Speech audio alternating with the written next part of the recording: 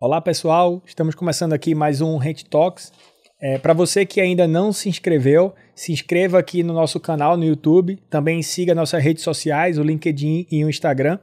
E hoje a gente está recebendo aqui o Rafael Filizola, executivo aqui, fundador da RE Brasil. Rafael, prazer grande estar com você aqui, eu que já tive alguns papos com você no passado e eu confesso que aquele primeiro papo que a gente teve, eu saí com a cabeça fervendo, né? Porque você tem... Eu tava brincando isso antes da gente começar aqui, né? Você tem um conteúdo, assim, uma experiência que pouquíssimas pessoas no mercado têm, né? Porque não é todo mundo que sofreu aí, que teve a dificuldade que você teve aí durante esse período, né? Então eu queria escutar um pouquinho de você. Primeiro se apresenta aqui pra gente e depois a gente vai batendo um papo e tô cheio de perguntas aqui pra te fazer, então. Obrigado pelo convite, foi um prazer. Surpreso aí por essas declarações aí, que eu não considero tudo isso. Acho que tem muita mais gente com muita mais bagagem do que eu. Mas... Vamos ver já, o pessoal vai ver. Bom, Rafael Filizola, tá? Sou engenheiro mecânico de formação. Tive um primeiro mestrado em desenho industrial, me formei em engenharia mecânica no Mackenzie aqui em São Paulo, fui para a Itália, fiz desenho industrial. Aí eu trabalhei na Ford por um tempinho. E depois eu me juntei à empresa familiar, a Filizola, que é o meu próprio nome, empresa de balança. E a gente foi a primeira experiência, uma grande reestruturação que a gente teve que passar. Dali, em 2006, fui fazer MBA nos Estados Unidos. Fui para Harvard, nasceu minha primeira filha lá. Aproveitei meus 2 anos lá, o pessoal brinca, né? MBA é Making Babies in America. Fiz a minha primeira. Tenho mais outras 2 filhas, são 3. E quando voltei para o Brasil em 2008, trabalhei na Booz Allen Consultoria por um tempinho, foi nem um ano. E aí me juntei ao Axon Group, que é um fundo de private equity voltado para o middle market. Ficamos lá, fiquei trabalhando no time de investimento aí de 2009 até 2013, mais ou menos. Foi isso, foi. E aí em 2013 apareceu... Sua melhor experiência profissional. Uma oportunidade. Apareceu, começamos as conversas com o Carlyle tinha aí esse investimento na Scopel, que estava numa situação adversa, e eles me chamaram justamente para ajudá-los e para encabeçar um trabalho aí de reestruturação e de entendimento do negócio na situação que encontrava. E de lá até hoje, quer dizer, não tinha nenhuma experiência no mercado imobiliário. E falou, por que não, né? Parece interessante, né? Essa era minha primeira leitura. Me chamaram e falei, vou ou não vou? Falei, mercado de loteamento. Conversei com algumas pessoas, falei, parece interessante, tem margem, é um bom negócio. Dentro do maior fundo de private equity do mundo. Falei, cara, gosto das pessoas que estão aqui, tenho uma certa empatia, compartilhando os mesmos valores, vamos embora. E ali que eu achei que ia ser um projeto de 2 anos, 3, no máximo, já vamos fazer acho que quase 10 anos que a gente está nessa jornada. E a Carlyle eu acho que é uma das... Para quem está nessa área de loteamento, né? Para quem, na verdade, está no hype, né? Porque tem uma galera que provavelmente nunca ouviu falar na Carlyle, né? Você falou que era o principal fundo de private equity do mundo, né? Me fala um pouquinho mais da Carlyle, onde é que elas tinham operações, o que é que eles estavam enxergando aqui no Brasil? Foi somente Scopel? Teve outras coisas? Me fala um pouquinho do background aqui da Carlyle. Lógico. O Carlyle, acho, se não for no ar, considerado um dos maiores fundos de private equity. Acho que eles têm hoje sob gestão, acho que acima de 200 bi de dólares. Acho que na parte de private equity, mais de 100 bi de dólares. Eles atuam fortemente, né, nos Estados Unidos e na Europa, com fundos, né, exclusivos para essas regiões. Também são muito fortes na Ásia, na China, Japão, e entraram na América Latina como base principal sempre do Brasil, São Paulo, com escritório em São Paulo. Tá? Eles começaram as atividades, acho que foi em 2006, 2007, e acho que, inclusive, a ideia inicial, quando eles vieram para o Brasil, eles separam muito o mundo de private equity, que eles chamam de buyout, que é compra de empresas, né, tradicionais, e a parte de real estate, que é onde se encaixaria a Scopel e outros investimentos no mercado imobiliário. Eles começaram tentando fazer um fundo de real estate no Brasil, mas logo depois migraram, desistiram dessa iniciativa e migraram já para um fundo de buyout, que é o que formaram o time e todos os investimentos que eles realizaram no Brasil. Aí tem vários, Redditor, legal, sabia não. Tokstok, alguns mais controversos tem Madeiro, mas também tem vários outros investimentos que eles acabaram fazendo por aqui, com várias saídas de sucesso. E eles continuaram aqui até 2021, por aí. E aí saíram do Brasil total, não tem mais nada. Eles continuam tendo o fundo, mas a gestora eles desativaram e acabaram passando para SPX.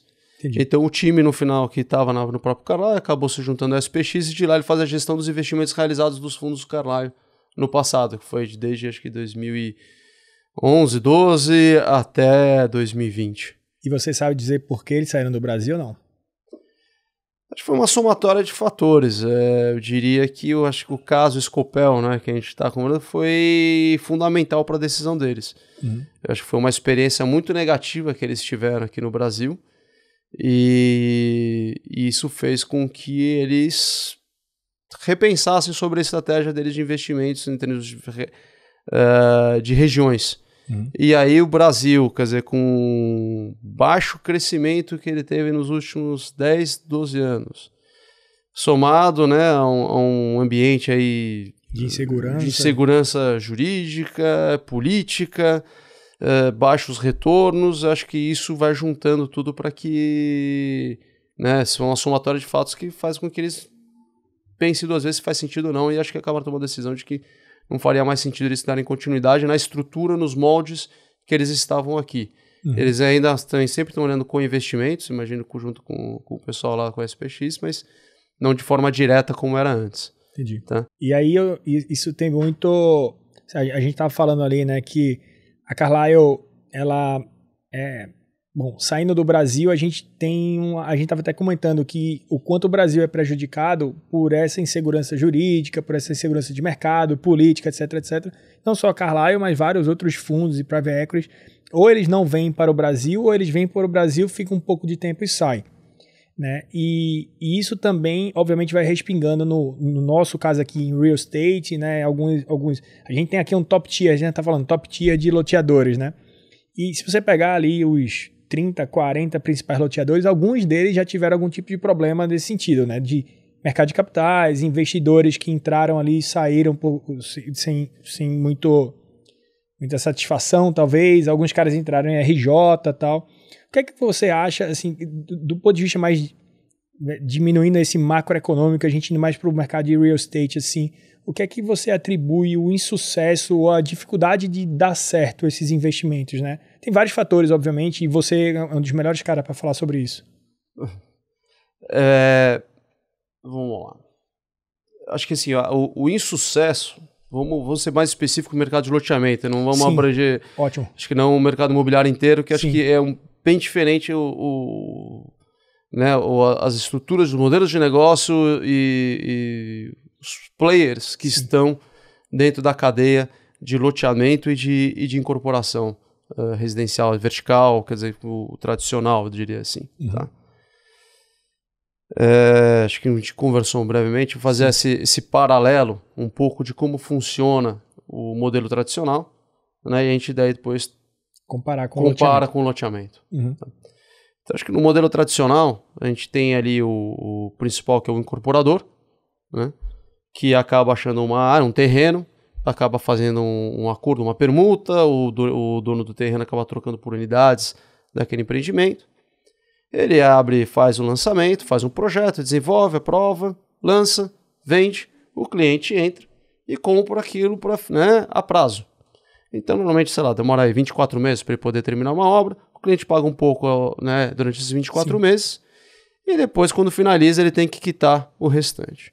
O incorporador, por sua vez, aquele dinheiro que ele recebe dos clientes não é suficiente para ele poder honrar com as obrigações, com os custos de obra. Então, ele vai para um banco e o banco vai lá e ele consegue uma linha de crédito.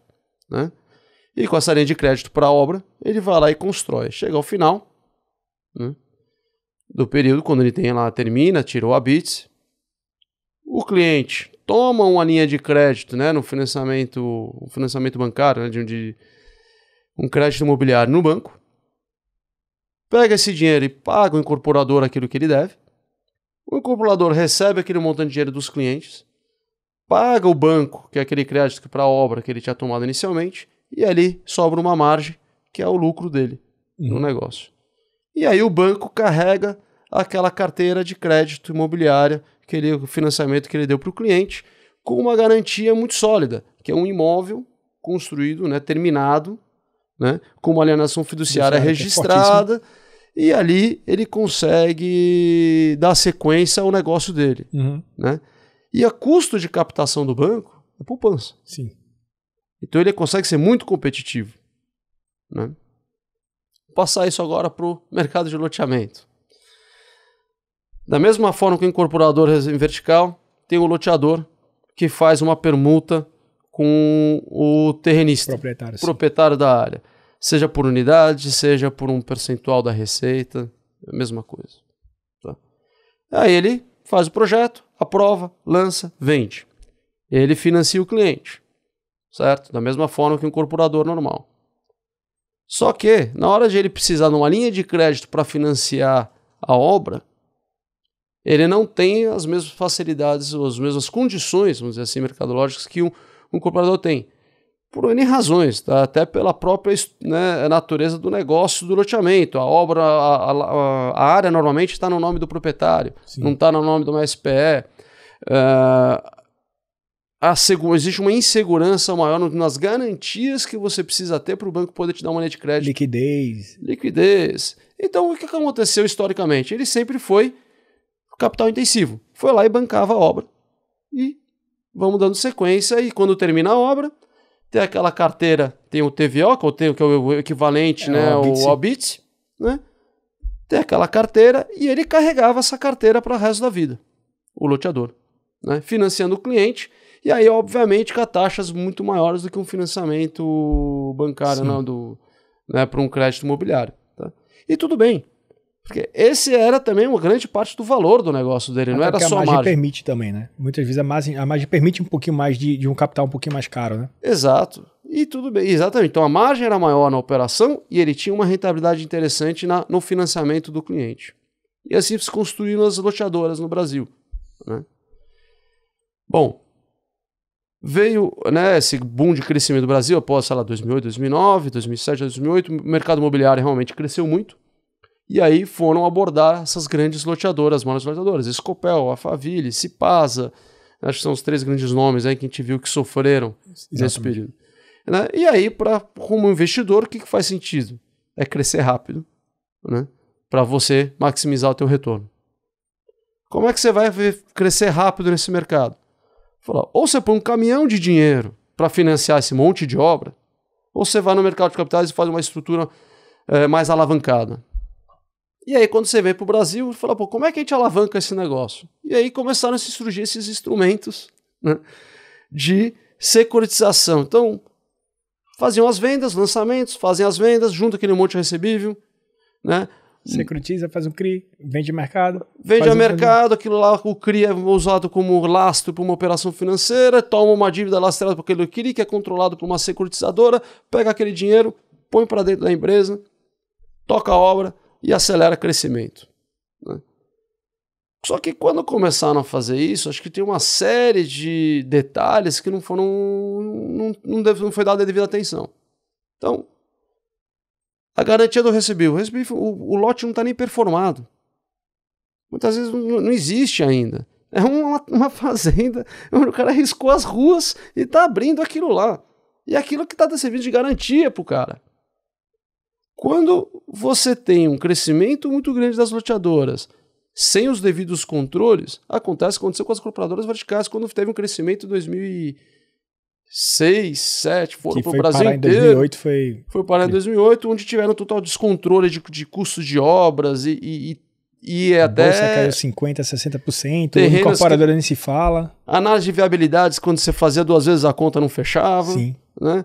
E assim foi. A mesma coisa foi com as loteadoras. Foram para lugares onde não era viável fazer loteamento, né? Os custos de obras estouraram, né?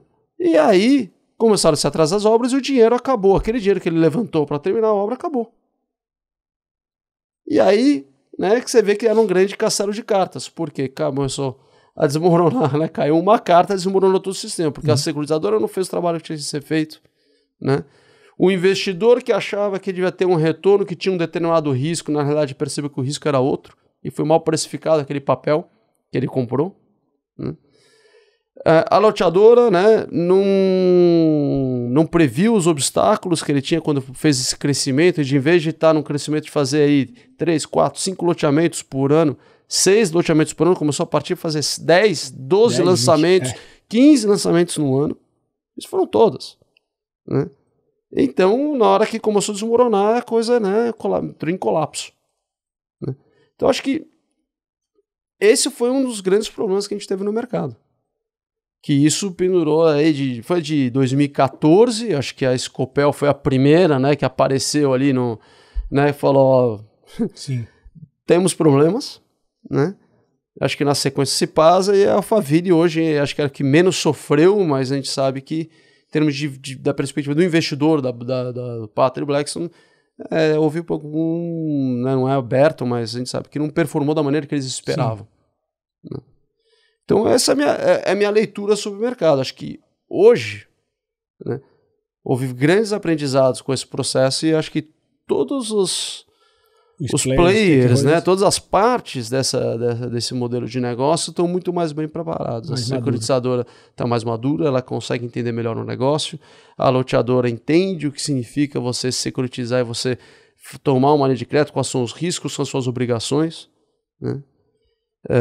Então, acho que essa é a conjuntura que se deu aí ao caso da Scopel. Você acha que é difícil a gente estava falando antes, é muito difícil você atribuir um único fator que levou esse colapso, talvez, aqui de algumas loteadoras, né? Então, você está falando, pô, tem uma parcela de culpa na securitizadora, tem uma parcela de culpa na própria loteadora, tem uma parcela de culpa em vários aspectos, e na própria gestão, governança, etc, etc.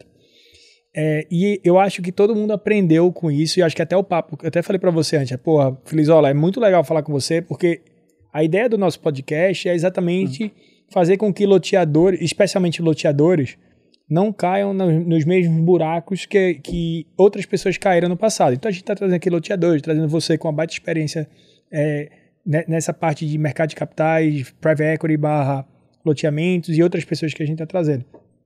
É difícil a gente atribuir uma culpa específica, mas tem alguma coisa que você fala assim, não, isso daqui foi primordial para começar? Assim, foi crise, foi inexperiência, foi aquele Black Swan, né, que a gente fala, né, sabe a história do cisne negro que, cara, ninguém esperava aquilo, depois que acontece todo mundo sabe como se defender. Hã? Era óbvio, né? Era óbvio, né? Depois que acontece é óbvio, né? Mas antes de acontecer, pô, ninguém nunca tinha pensado. Tem alguma coisa que a gente pode atribuir a... Eu acho que o primeiro acho que de forma generalizada houve, por um lado, das loteadoras e dos investidores, né? É entender que não é porque você botou num plano de investimento que tem que crescer a taxa tal que você tem que entregar aquilo que vai acontecer.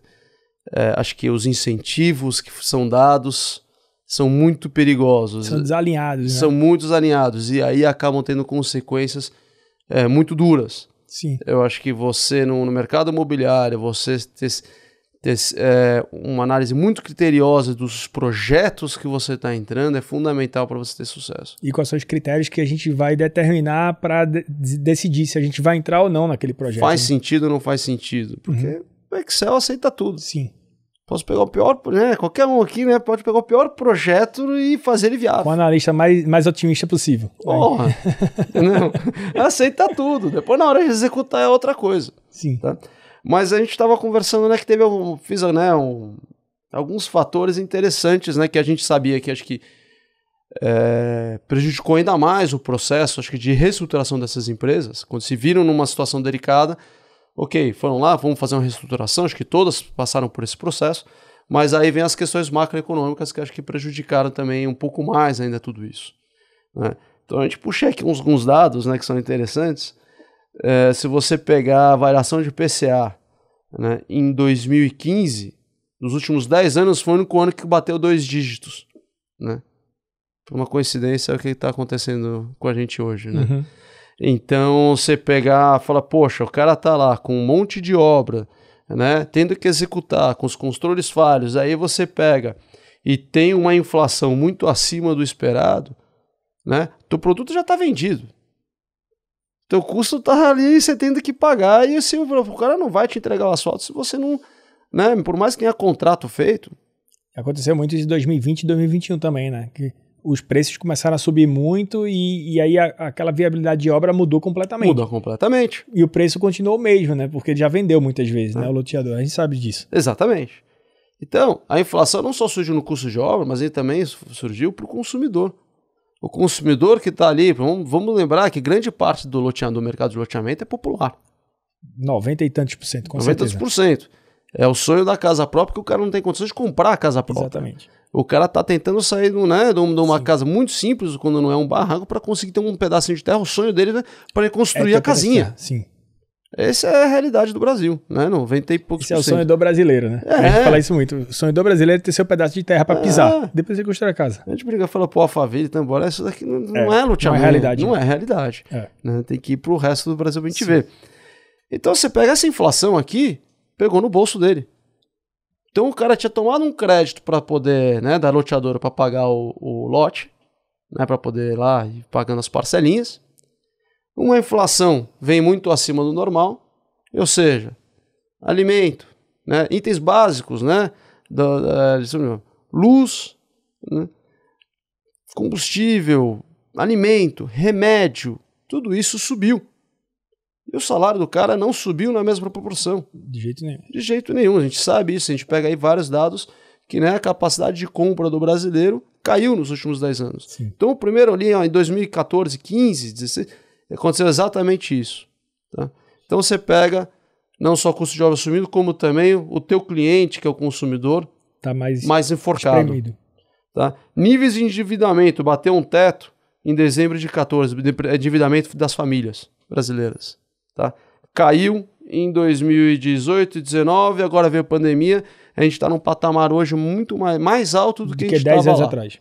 Do que a gente estava em 2014. Tá? Taxa de Selic também em 2014 e 2015 foi quando bateu ali 2 dígitos para segurar justamente aquela inflação, ou seja, o dinheiro fica mais caro. Sim. Então você pega o consumidor estrangulado, tenta que botar comida na mesa, tem que escolher se ele vai comprar remédio, comida ou pagar teu lote. Né? Teu custo de obra, ou seja, isso reflete em inadimplência. Então, ou seja, aquela arrecadação que você esperava, você consegue. Teu custo de obra lá em cima, estourou obra. Você está alavancado até a orelha, né? Com todos os crises que você fez, né? E aí você começa a ver que a garantia começa a deteriorar e aquele recebível não consegue mais pagar, servir a dívida. Sim. E aí o credor vem com a faca no teu pescoço. Você fala, cara... E quando o camarada tem um loteamento só, hein? Aí o cara reza pra dar certo. Porque quem tem 7, 8 e já tem TVO, já tá entrando naquela curva ali mais de break-even ali daquela SPE especificamente, o cara até tem uma condição. Mas ainda assim tem um risco de extrato de contrato, inadimplência. Mas, Léo, nessa época, se você vai precisar de dinheiro e você tem uma taxa de Selic em 2 dígitos, teu CDI tá em 2 dígitos, se você tem dinheiro na mão, você é um banco ou qualquer agente financeiro, você vai emprestar para o loteador, quanto vai custar esse dinheiro para o teu loteador? Muito mais caro. Muito mais caro. Óbvio. Entendeu? Então, cara, a gente, todo o mercado se encontrou numa situação muito desfavorável. E aí você começa a ter, quer dizer, diminuir as alternativas, os caminhos que você pode seguir. Você tá aqui. Né? Teve empresa com a própria Scopel, que virou Urbiplan, que depois virou Tua Terra, mas essa é a mesma empresa, né? Acabou tendo que entrar numa recuperação judicial para poder reorganizar seus passivos. Porque a carteira, a venda é de longuíssimo prazo e as obrigações estavam todas a curto prazo. Sim. Né? E ainda tem, acho que para somar em tudo isso, os distratos judiciais. Todas as ações, o cara enforcou, ferrou, vai perder? Entra. E aí foi o que aconteceu até nas incorporações, né? Que aí surgiu, né, algumas regras para poder organizar um pouco, né, como que as incorporadoras, as loteadoras deveriam, né, devolver o dinheiro pago ao consumidor. Uhum. Então, acho que é um pouco isso. O que me preocupa bastante é que esses números que aconteceram em 14 e 15 estão se repetindo agora. A gente já pode fazer uma chamada, então, no vídeo falando assim, Felizola está prevendo 2023 igual a 2015. Nossa, tá assim, tá tão incerto. Podemos fazer um sensacionalismo nisso aqui. Tá tão incerto, né? Você vai falar, e a contrapartida disso tudo? Fala, pô, o cara tá querendo colocar 200 bi e injetar 200 bi na economia, né, direto na veia, né? Isso pode mudar um pouco esse cenário. Sim. No curto prazo, no médio prazo, não sei quais são as consequências. Alguém vai pagar a conta. Não tem como. Vai votar. Quem entender um pouquinho de economia vai saber. Entendeu? Então, assim, de fato, quando você olha aqui, né, os números, a evolução dos números mostra um cenário desafiador, vamos dizer assim, no mínimo. Entendeu? Mas existem, acho que, outras variáveis que podem amenizar, contornar essa situação. Tem outro fator, né, Felizola, que a gente fala... eu acho que a gente falou no nosso primeiro papo lá, e que você falou um pouquinho aqui, que é quando um fundo como a Carlyle e como outros que entraram aqui no Brasil, eles investem, e a gente até falou desse descasamento, conflito de interesse, que é muito parecido com o que eu passo como Venture Capital e Startup, né? Você vê, os alinhamentos são um pouquinho diferentes, né? O Venture Capital, por definição, ele investe e ele vai querer sair. O empreendedor nem sempre ele sai, ele quer perdurar aquele negócio por muitos anos. Às vezes até tem um alinhamento disso, mas tem um desalinhamento de timing, no mínimo. Venture Capital tem no tempo, a gente não. Pode ser que o negócio da gente demore 10 anos, 15 anos, 20 anos, 30 anos para dar certo. No loteamento, aí eu vou perguntar, é uma pergunta, não é uma afirmação, mas eu sinto que tem esse desalinhamento também de objetivos claros entre o fundo que está investindo, né, o private equity ou seja lá o que for, o veículo, podemos falar assim, com o loteador. Porque o loteador, você falou isso, né? Cara, eu vou fazer um novo empreendimento, eu olho se aquele terreno é minimamente viável, se ele tem uma demanda por aquilo ali, eu faço uma pesquisa, etc, etc. E ali eu vou na boa, né? O cara tem ali um filé, pô, aqui é uma oportunidade, eu vou. Quando você tem um investimento muito grande de um fundo, você tem uma pressão de uso do caixa e de crescimento muito alta. E você termina baixando a barreira de análise, né? Fazendo uma análise menos criteriosa, por exemplo, para aquele terreno, porque você fala, pô, eu tenho que deployar esse caixa, eu tenho uma meta de fazer X empreendimentos por ano, X de VGV, eu vou fazer. E aí começa a dar mais problema, porque eu estou acostumado, com o que você falou, a fazer 5, 6 empreendimentos por ano e de repente eu tenho que fazer 15. E eu também não tenho governança e gestão para fazer 15 ao mesmo tempo e nem tenho 15 áreas de qualidade para fazer. Isso você acha que é um dos pontos que também pegou nos casos que você tem pego, assim, Sem dúvida. A pressão de caixa, não só o problema de crise macroeconômica, etc., mas também pressão de caixa e pressão de crescimento? Sem dúvida. Não tenho dúvida disso. Olha, eu percebi isso da forma mais clara, de uma forma mais simples, né? Falei, bom, eu cheguei em 2013, fui tentar entender o mercado, né, de loteamento, conhecer o pessoal, conhecer a empresa e tal. E aí, início de 14, eu comecei a fazer algumas viagens para poder conhecer os empreendimentos. Botar o pé no barro. Vamos ver onde é que é isso.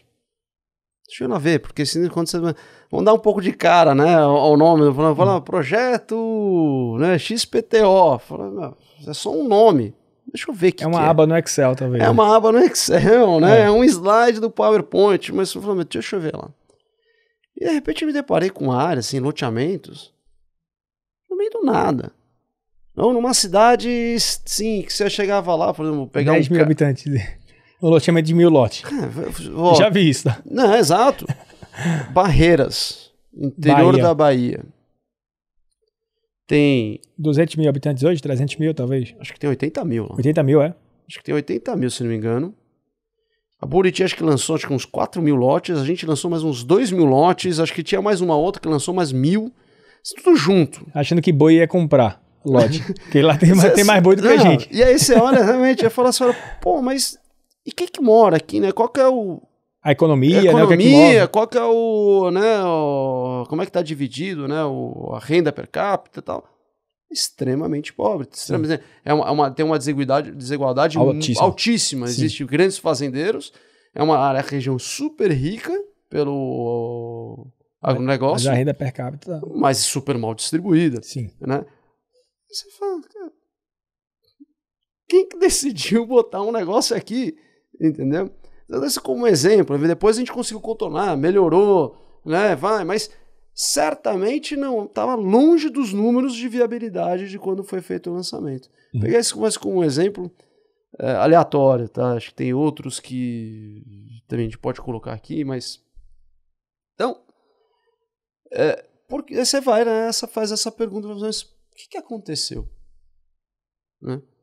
E aí você começa a ver que falou, lá atrás, uma análise de viabilidade, começaram a colocar custos de obra por metro quadrado que não eram reais, ou não foi feita a devida diligência na área para ver eventualmente qualidade do terreno, quantidade de se fizer colocar em sondas para ver se tinham muitas pedras, poucas pedras. Quando você chega lá, vi lá Campina Grande, eu lembro desse daí. Esse daí eu não visitei, mas eu vi foto.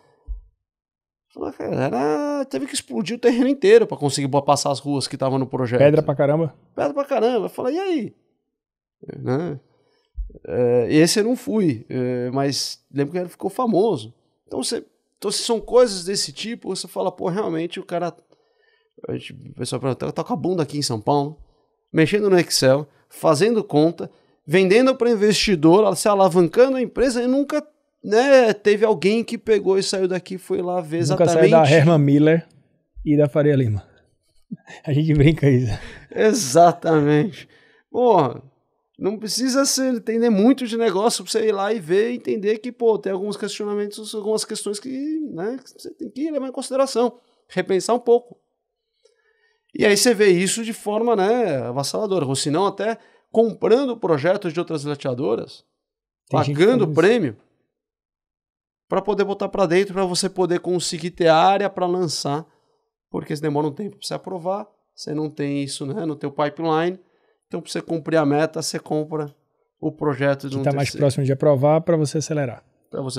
Sem citar nomes, você consegue enxergar hoje alguém no mercado que está atuando mais ou menos parecido com isso? Eu vou lembrar, refrescar você, a gente lembrou um nome lá, eu e você falou de um nome, a gente concordou. Um cara que está crescendo muito, que está fazendo muito projeto, etc, etc. E que eu não vamos falar o nome não, mas daqui a pouco você lembra. Eu vou fazer assim, né? Vou falar com você. Mas tem uma empresa que a gente chegou a um acordo que ela está se alavancando muito, crescendo muito, etc, etc. E a gente até comentou, né, que talvez esteja fazendo muito parecido com o que aconteceu no passado, né? A gente não precisa falar, depois a gente fala o nome aí. Vamos passar para o próximo. Melhor. Pro próximo.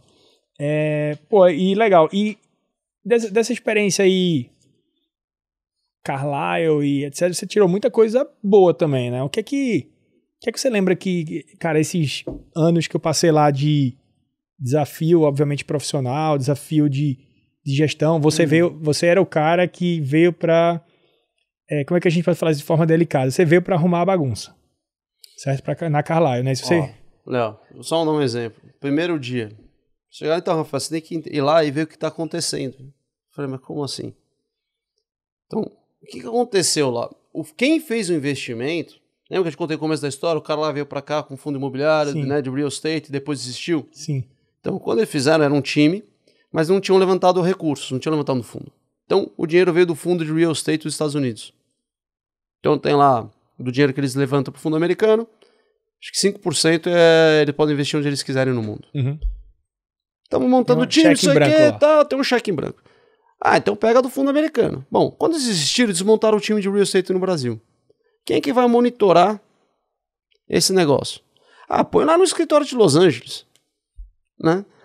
A gente não entende esse macaco. Imagina assim, exatamente. Se a gente tem dificuldade para gerir esse negócio aqui debaixo do nosso nariz, o pessoal brinca, né? Brasil não é para amadores, não né? Coitado do cara que tá sentado em Los Angeles, tendo que vir para cá mês sim, mês não, mês todo mês, assim, para entender essa bagunça. Então, assim, acho que esse foi um equívoco do cara. Então, quando deu o problema, que a coisa tá desvacelada, o cara falou, a gente precisa de alguém aqui para poder entender o que tá acontecendo. Falei, Rafael, entra lá. Senta lá na sala do CEO, do CFO, senta no meio, e aí conta pra gente o que tá acontecendo. Foi exatamente isso que aconteceu. Eu cheguei lá, sentei entre as duas mesas, eu falei, eu vou aqui, vou observar um pouco o que vocês estão fazendo, porque eu preciso entender para entender o que aconteceu aqui dentro. Uhum. E ali a gente começou a se entender e começou a desenhar o plano de reestruturação, plano de reestruturação que poderia ser feito. Obviamente que já tinham profissionais, tem o pessoal lá, tinha o Rafael e o Wilson Amaral, que foram pessoas que vêm de uma puta bagagem de Gafisa, estavam lá já ajudando, eu entrei lá, mas eles estavam lá temporariamente. Mas foi esse quando eu comecei, sentei lá e vi o que estava acontecendo. E aí, de positivo, você só tirou os aprendizados dos problemas, né? Não teve nada que... Então, eu falei, de aprendizado. Primeiro, né? Eu acho que hoje eu conheci um pouco do mercado de loteamento e entendo um pouco... Pode falar que entende bastante. Né? Não. Foi curiosa a trajetória. Acho que eu nunca imaginei entrar nesse mercado, nessa indústria. E é uma indústria apaixonante. Porque acho que... É grande pra caramba. É grande. Margens altas... tem muitos desafios, né? Eu acho que o grande tesão que eu tenho nesse negócio é que ele é tão oceano azul, né? Mas ao mesmo tempo tem tantos desafios que precisam ser estruturados, organizados, melhorados, né? E tem várias opções e isso faz com que a gente fique muito animado, assim. Eu vejo com bons olhos o futuro do mercado de loteamento. E acho que tem um impacto social muito bacana. Isso é uma coisa que a gente até fala, tá, Felizola? Se você vê no material da gente de contratação de pessoas, a gente fala muito de déficit habitacional. E o déficit habitacional no Brasil hoje é de aproximadamente 8,5 milhões de casas. E ela deve crescer, mesmo com todos esses incentivos de governo, programa Casa Verde e Amarela, loteamento, por mais que você deploie muito loteamento, ainda assim a gente espera um déficit habitacional crescendo para 16,8 milhões de casas até 2030. Então, eu tô falando, não sou eu que estou falando, cara, é Ernst Young, é Abraim, que é órgãos sérios que estão fazendo esse mapeamento. E loteamento, ele parece ser a primeira opção para que a pessoa saia de uma condição inadequada de moradia, que mais ou menos 25% da população brasileira hoje vive em condições inadequadas. Inadequadas estou morando numa palafita até estou morando com meu pai enquanto eu sou casado com minha esposa. Né? Então, isso é condição que o cara considera inadequado e a gente tem assim... Então, isso tem uma questão social. E assim, por que não fazer uma questão social ganhando dinheiro? Né? Vamos ganhar dinheiro, mas vamos também ajudar o social. Então, isso eu concordo 1000%. Só um parênteses aqui na nossa conversa.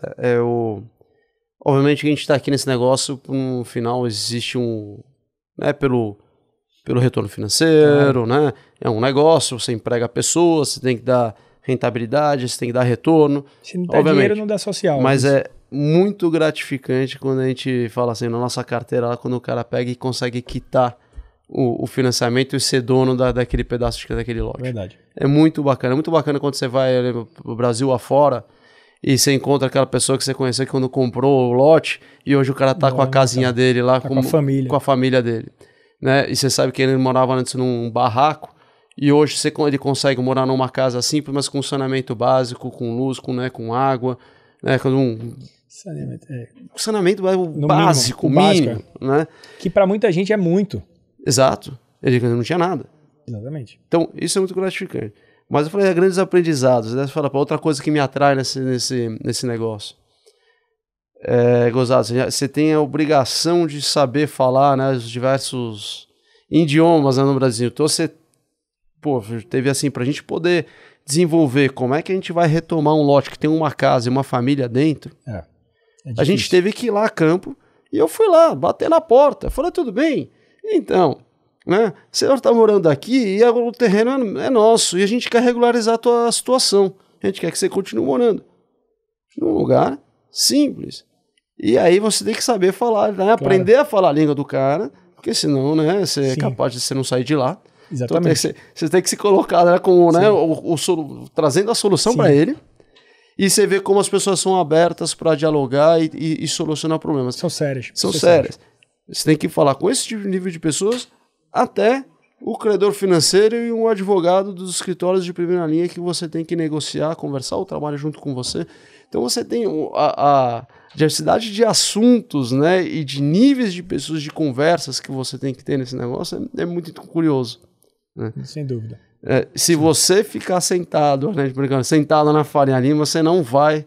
Sim, a chance de você fazer uma besteira é grande. É muito grande. A gente tem até um advisor aqui nosso, que é o Hermes Stabile Júnior, fundou o Banco Ribeirão Preto, foi diretor do Banco Ribeirão Preto e tal. Ele fala isso. Tem que tirar a bunda da cadeira e tem que ir para campo. Sujar a bota, porque lá é que a gente aprende mesmo. A gente olha. Por exemplo, teve um caso engraçado, eu nem sei se ele vai me matar por falar isso, mas ele disse que tinha dado crédito para um loteador. E aí, a primeira vez que ele foi visitar o loteamento, o cara foi pegar ele no Gol 1000, naquele Gol antigo lá, Gol 1000, no aeroporto. E aí, pô, legal, gostei do empreendimento e tal, vamos aqui. Aí fizeram lá o crédito pro loteador e tal. 3 meses depois ele vai, a obra não andou muito, ele vai olhar a obra. Quando ele chega lá, ele de novo, chega lá, o cara foi pegar ele num poste no aeroporto. Já sei porque a obra não andou, já sei porque... Tem algo errado. Tem algo errado, cara. Pô, vou me pegar no Gol 1000, agora vai pegar num poste, cara, tem alguma coisa errada. E aí, isso, ele falou, se eu não vou lá fisicamente, eu não pego isso. Eu não pego. Então, pode ver que você sabe isso melhor que eu, mas hoje você pega as gestoras, os fundos de investimento, etc., eles fazem muito isso, né? Por mais que custe, gaste energia, etc., muitas vezes eles vão fisicamente fazer uma espécie de visita técnica, assim, para ver como é que estão as coisas, mas é o desafio também de operar no Brasil todo, né? Você não tá... Em Campinas é muito bom ir para Campinas, né? Agora vai lá em Garça, aqui no interior de São Paulo, vai lá no interior do Piauí, né? Isso é o grande desafio. E aí, Léo, acho que volta a uma das questões que a gente levantou agora. Você fala, crescimento, loteadoras com crescimento. Acho que cuidado com as regiões que você vai. Né? Vá para as regiões que você conheça profundamente bem o mercado. Que você conhece, né? Quer dizer, como funciona cartórios, prefeituras, os órgãos, né? Quer dizer, o consumidor, a região, quer dizer, para onde está crescendo, é extremamente importante. Entendeu? Não adianta. O mercado no interior da Bahia funciona de jeito de que é diferente no Pará, que é diferente, e no Paraná, que é diferente de São Paulo. Não tem como. O Brasil é muito grande, com culturas muito diversas, são vários países dentro de um só. Verdade. Então, eu vejo que até, inclusive, as loteadoras que hoje eu vejo que se mantiveram bem durante a crise, foram loteadoras que mantiveram o mesmo ritmo de crescimento, nas mesmas regiões, fazendo a mesma coisa e estão super bem. Então, acho que é uma boa dica para quem, principalmente para os loteadores, né? Quem está falando para muito loteador aqui, e é loteador naquela ânsia de pegar tudo no começo, né? E fala assim, eu vou pegar aqui uma área na minha região lá, Pernambuco. E aí o cara de repente fala assim, surgiu agora uma coisa em Sergipe, eu quero Sergipe, aí vai outra coisa para Paraíba. Parece perto, mas é outra coisa, cara. Paraíba e Pernambuco até que é perto, né? Duas capitais é 1h30, 1h30, 2 horas. Talvez seja as duas capitais mais próximas do Brasil. Mas você vai para Fortaleza, já são 12 horas de carro. É 1 hora e pouco de avião. Então muda bastante. Como é que você faz como gestor para fazer essa visita técnica em 40, sei lá, em 10 estados diferentes do Brasil? Não casa e não tem filho. Né? Passa o mês todinho viajando, né? Não tem como. Tem como. Ou então você vai, obviamente, terceirizar e vai escalar no braço, né? Porque isso é uma coisa que não é muito escalável, né? Exatamente. E é um negócio que não é muito escalável. Quando você fala do perfil do investidor para entrar nesse negócio, para mim, em loteamento, private equity não é uma indústria que favorece, quer dizer, que se encaixa tanto nos critérios de um private equity. Por quê? Porque você tem que estar muito mais a médio prazo nesse negócio. E um private equity, normalmente o prazo de investimento dos caras é 4, 6 anos. Esse é o prazo ideal para eles. Entendeu? 4, 6 anos depende do lugar, não aprova nem obra. Você pegou uma área, fechou uma parceria, faz o projeto, em 4 anos você está lançando. Exatamente. Eu tenho uma relação muito boa com a Scopel. Né? Você também tem. A gente falou muito de Scopel, e até eu queria fazer um parênteses aqui para quem está escutando, né, que são pessoas extremamente sérias, extremamente corretos, assim, são cartesianos, né, muito competentes, etc. Acho que a gente tá falando muito que não dá pra gente atribuir culpa, acho que todo mundo errou um pouquinho, etc, né? Mas a Scopel hoje, quando eu falo com o Eduardo, com o Ciro, com o Fernando, com a turma de lá, que eu adoro eles, e eu aprendo muito com eles também, eles falam que, Léo, aquele negócio de fazer 10, 15 empreendimentos por ano, acabou. Essa nova Scopel aqui a gente vai na boa, 2, 3 empreendimentos por ano, a gente não quer ter dor de cabeça, então isso é até uma opção, mas é uma estratégia também da empresa, né? Hoje passa a ser quase um planejamento estratégico da empresa e falar, cara, não quero lançar 10 mais, quero lançar 2, 3. A Lot 5 falou isso. Pode ser que tenha ano que a gente lance um bi de VGV, pode ser ano que eu lance 500 milhões, pode ser tem ano que eu não lance nada. E isso é uma definição nossa de estratégia e de botar a cabeça no travesseiro. Muitas vezes eu acho que é isso. Tem gente que ser ambicioso é ótimo, eu sou super ambicioso, mas muitas vezes a ambição passa um pouquinho... O tipo de negócio às vezes não permite você botar a carroça na frente dos bois, né? Cido, manter os teus critérios sempre iguais. Se você uma vez definiu, você mantém. Se não der para lançar, não lança. Mas não abre a mão dos teus critérios básicos de avaliação do negócio, né? Então, eu acho que eu acho que o pessoal da Scopel, a gente aprendeu, né, sofreu na própria pele, né, esse processo, e acho que valeu de grande aprendizado. E hoje eles dão aula. Não, né? Eles já davam antes. O conhecimento, né? Hoje, que eles têm sobre esse negócio é bizarro. Bizarro. Bizarro. São as pessoas que eu conheço que mais conhecem o mercado de loteamento, parte legal, de negócio, avaliação diária.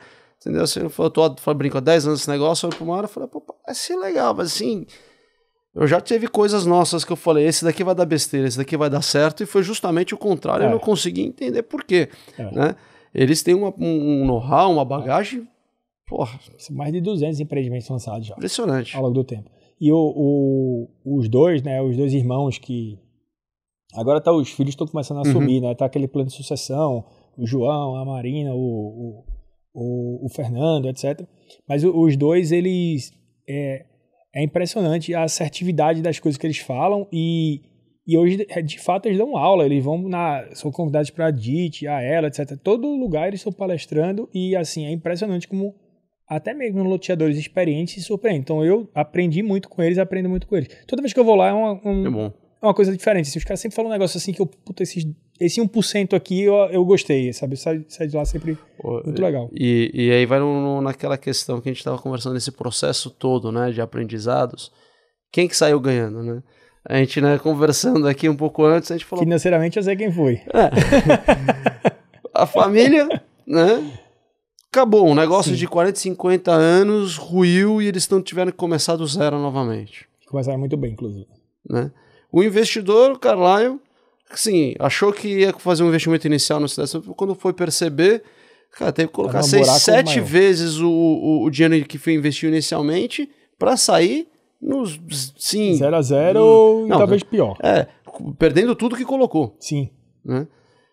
Os credores também tinham uma expectativa de retorno, que foi, né, quando foi contratado, e que no final tiveram que renegociar seus passivos, créditos, porque viu que realmente a equação não fechava. Os consumidores tiveram suas obras atrasadas, também, de certa forma, foram um pouco prejudicados. Né? Então, assim, no final, é uma destruição de valor de todos os lados, né? Com exceção dos advogados, que esses daí... Eu ia ver se você ia falar. Meus amigos advogados vão querer me matar, mas os advogados, né, do jeito que entraram, saíram, estão felizes. Eu fiquei olhando para ver se você ia falar. Se você não falasse, eu ia falar, mas você falou, eu fiquei calado aqui. Não tem problema. E a RE Brasil? Me fala aí, assim, como é que surgiu e o que é que você tem feito hoje? Quais são os teus planos? Assim, acho que você também adquiriu, assim como a gente está falando da Scopel, você adquiriu uma bagagem absurda nesse mercado, terminou se especializando em talvez essa gestão de ativos mais complexo, né? E aí vem a RE Brasil. E me fala um pouquinho, o que é que você está fazendo, quais são os teus planos? Lógico. A RE surgiu para gerir ativos imobiliários, oriundos basicamente de loteamentos, tá? Então, a gente tem uma equipe lá hoje de um pouco mais de 25 pessoas. A gente começou as atividades aí em final de 17, começo de 18. Né? E a gente teve aí como principal base de ativos uma carteira extremamente, vamos lá, complexa em todos os sentidos, com altíssimos níveis de inadimplência, com altíssima complexidade, porque o crédito não era inteiro, tem parte com o terreneiro. Então a gente administra hoje os créditos, né, os ativos de um FDIC e mais algumas outras coisas proprietárias, né? E a gente foi se estruturando, a gente foi começando a falar, bom, a gente precisa fazer isso daqui, esse crédito podre, a gente precisa fazer virar dinheiro, né? Então como é que a gente faz? Fala, bom, então a gente vai ter que começar a desenhar processos para fazer o ciclo. Sim. Então, cliente, o crédito podre, vou repactuar, renegociar, se não for sucesso, se tiver sucesso, eu vou retomar o ativo, retomo o ativo, ponho para venda, vendo, financio de novo um novo cliente, isso vira um crédito bom, e aí eu fecho o ciclo até a hora... Você mesmo financia? Eu mesmo financio. Até a hora que ele fica podre de novo, eventualmente para de pagar, vou ciclo lá, novo. Repactua, não dá, distrato e vai, né? Até falando, né, do pessoal, desculpa, uma vez o Ciro comentou comigo, falou, pô, Rafael, eu tenho um lote ainda que voltou pro meu estoque de loteamento que eu lancei há 30 anos atrás. Caramba. Né? Porque ele faz parte do ciclo. E aí a gente começou então a olhar esse negócio dessa forma, né? De como desenvolver processos e como analisar cada caso.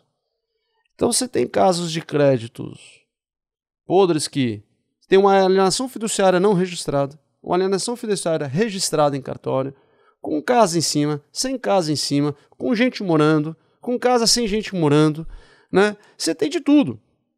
Tem cara que repassou aquilo para um terceiro, e quando você chega lá, o dono é um cara que o teu cliente que inadimpliu repassou, e o cara tá lá tentando procurar como é que ele acerta a vida dele. Então a gente começou a classificar e começou a desenvolver processos e controles em cima disso para poder fazer girar isso, né? E aí a gente teve que aprender na marra. E a gente começou a perceber que pouca gente faz isso, acho que quase ninguém, e acaba desenvolvendo essa capacidade de operar em 30, 40 municípios diferentes, 40 cartórios diferentes. Cada cartório tem uma regrinha diferente. Ele não é uniforme. Apesar da legislação ser uniforme, não é nada uniforme isso. Né? Os processos são prática, complexos, exatamente, são morosos, são burocráticos, né? Então a gente falou, pô, a gente tem que tentar fazer isso da forma mais eficiente possível. Quanto mais fácil, mais rápido a gente fizer isso girar, melhor mais eficiência, maior nosso retorno. Sim. E a gente acabou desenvolvendo isso. E hoje eu diria que a gente fala, não estamos nos 100%, mas acho que a gente está nos 80% daquilo que eu idealizaria. Como falar, pô, hoje é bastante, eu tô tranquilo. Bastante, eu tô em 1% ainda, você já tá em 80%? Não, acho que a gente nunca vai chegar no 100%, né? A gente sempre vai tendo melhorias. Mas 80 flat. Mas hoje a gente olha lá e fala, pô, pega, inadimpliu, entra na fila de cobrança, renegociação, no interação faz análise visual, cadastra, tem casa, tem morador, não tem morador, tá registrado, não tá registrado, já entra na fila, na esteira de produção, a gente brinca. Esteira de produção, sem casa, não tá registrado, pum, vai, faz o que tem que ser feito, retoma, já põe para venda. Então, a gente criou isso. Aí falou, pô, legal. Tô confortável, gostei. Dá pra ser bom nisso. Vamos fazer mais? Você é bom no ruim, né? Porque aí ninguém quer fazer isso que você faz. Ninguém quer isso.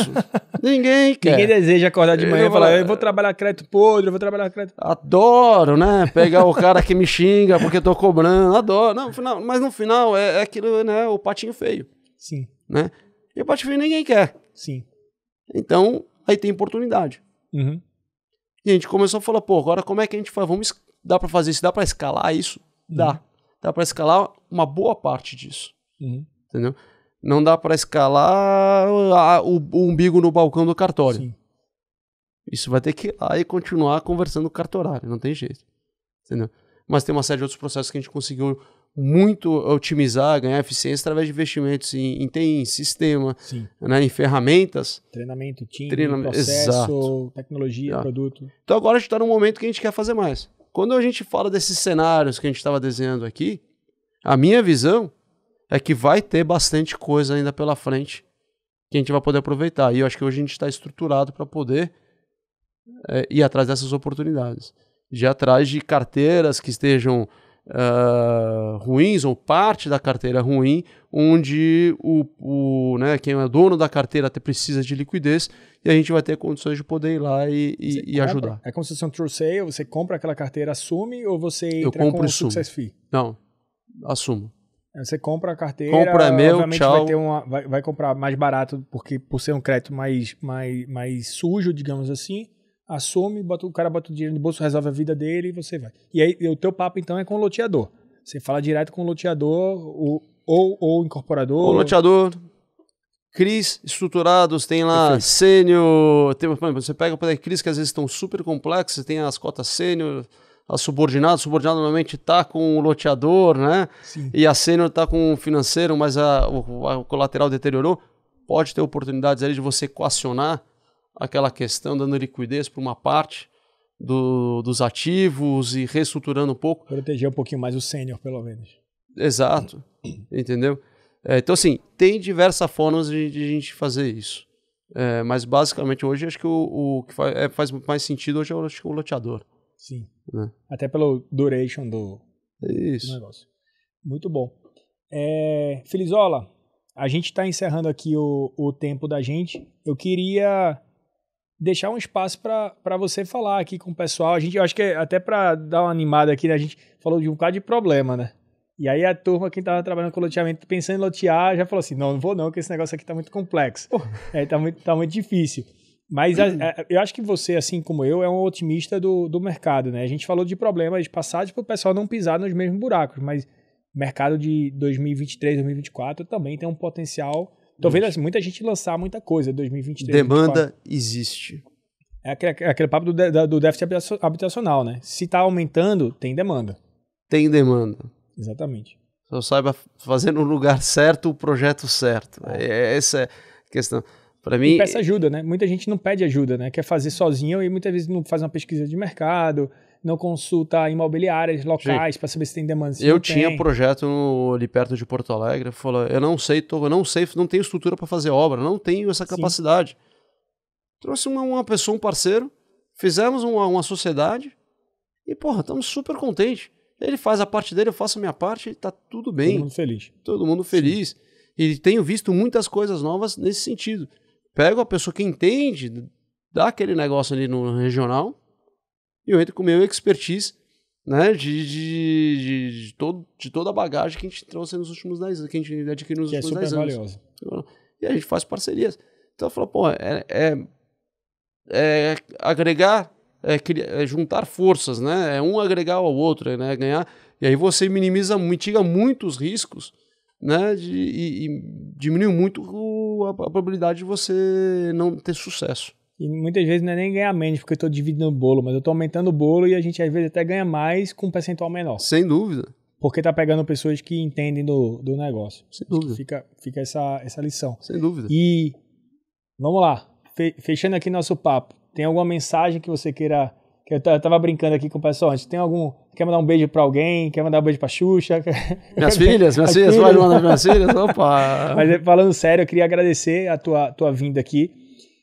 Era um dos papos que eu tava mais ansioso para fazer, porque a gente falou muito, né? A gente veio falando, costurando até onde a gente podia falar. E existe uma curiosidade muito grande nesse tema Carlyle, Scopel, e ninguém melhor do que você para falar, né, desse tema. Eu queria te agradecer não só a disponibilidade de você ter vindo, mas também a transparência de falar temas que são delicados, né? Acho que muita gente que estava curioso vai ter muita informação. Agradecer muito a tua vinda aqui. Eu tenho certeza que a gente continua no one-on-one conversando e a gente vai fazer coisa junto com certeza aí. Mas eu queria te agradecer e inclusive, estender o convite para, sei lá, daqui a alguns meses a gente falar de novo, falar como é que você está evoluindo com a RE Brasil, que a gente vai, talvez até tenha notícia do que a gente está fazendo junto, mas te agradecer muito o teu tempo e se quiser falar alguma coisa aí para o pessoal. Acho que foi um prazer, obviamente, estamos felizes se for convidado novamente para poder participar. É muito bacana esse bate-papo, a gente... Às vezes no dia a dia, na correria, né? A gente esquece por tudo aquilo que a gente passou, né? Experiência, quer dizer, tudo aquilo que a gente conviveu e é gostoso você relembrar isso, né? Depois que... Né, Agora é bom. Ah, não. Agora é bom. Com muito menos cabelo, né? Mas é interessante se você relembrar toda a trajetória para ver como é que você chegou, né, onde a gente está hoje.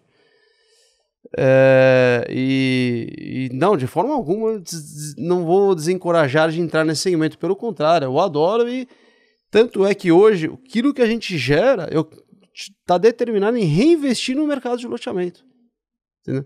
É onde a gente quer ficar, é onde a gente conhece, é onde a gente entende que dá para ganhar dinheiro, não só naquilo que a gente faz, que é a parte ruim, mas também na parte boa, de novos lançamentos.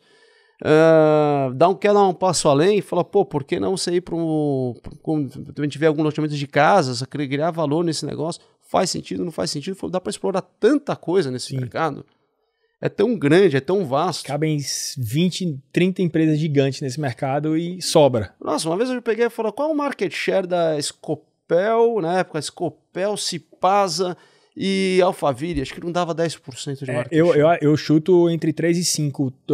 Esse top tier de 30 loteadores, se você pegar... porque aí vai depender do tamanho do mercado que a gente analisar, né? Mas eu não acho que passa de 5, não. Então, a gente pode fazer matemática depois. É infinitamente... É muito grande e existem muitas oportunidades. É um negócio que, se é bem feito, tem um retorno muito bom financeiro. Tem um retorno muito interessante. Então, acho que de forma alguma desencorajar, não. Pelo contrário. E procurem a gente, né? A gente ajuda vocês. Com o maior prazer, independente se a gente vai participar ou não, vou ter o maior prazer de poder ajudar. É verdade. Isso é verdade. Eu vejo muita gente se ajudar nesse mercado sem muito interesse até comercial. Pô, ajuda, conversa, torce pro cara, às vezes entra como sócio, às vezes não, mas é isso aí. Principalmente give back to community e a gente fazer com que esse pessoal continue crescendo e principalmente fazendo esse lado social também, né? A gente quer ganhar dinheiro, mas a gente também quer ajudar que o Brasil tenha o brasileiro tenha o sonho realizado, né? Sem dúvida. Cara, muito obrigado. Eu que agradeço. Obrigado. Você que assistiu até agora, se inscreva no nosso YouTube, siga a gente no LinkedIn e Instagram, e a gente vai aqui para mais episódios e eu espero que vocês estejam gostando do conteúdo. Obrigado.